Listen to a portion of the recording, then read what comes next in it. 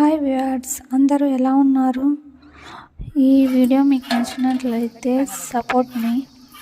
గంగిగోవు పాలు గరటడైన చాలు, కడవడైన నేమి కరము పాలు అని వేమన పద్యంలో ఎప్పుడో చెప్పబడింది.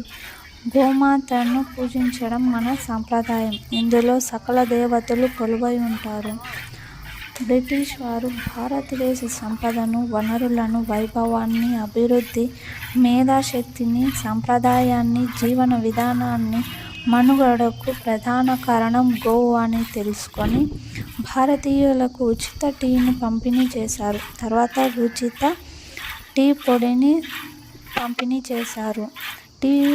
ఆవు పాలతో టీ రుచికరంగా లేదని, బర్రె పాలతో రుచికరంగా ఉంటుందని ఆవు పాల స్థానంలో గోపాలను అలవాటు చేశారు. ఆవు పాలు తాగినప్పుడు భారతీయులు ఆరోగ్యంగా, చురుగ్గా, మేధావులుగా ఉండేవారు.